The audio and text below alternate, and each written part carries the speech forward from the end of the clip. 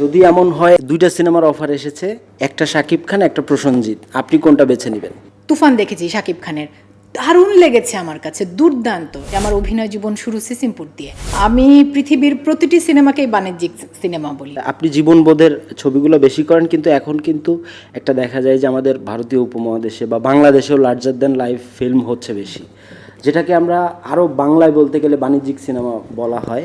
আপনার কি কখনো এর ধরনের কাজ করতে একটু মন চায় কি না? এখানে তোমার সাথে আমার একটুখানি মত পার্থক্য আছে। যেমন আমি পৃথিবীর প্রতিটি সিনেমাকেই বাণিজ্যিক সিনেমা বলি, কারণ আমার পরিচালক এই জন্য ছবি বানাননি যে তার সিনেমাটা কেউ দেখবে না, বা তিনি যে অর্থ লগ্নি করে বানিয়েছেন সেই অর্থ লস হোক।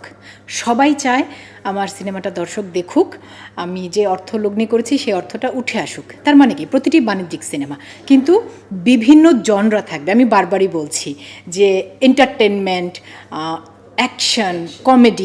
আমি নিজে যেমন কমেডি দেখতে ভীষণ পছন্দ করি, হ্যাঁ, বা কি বলবো, হরর ফিল্ম, বিভিন্ন জনরা। আর এগুলো হচ্ছে এখানে জীবনের গল্পটা বলা হচ্ছে।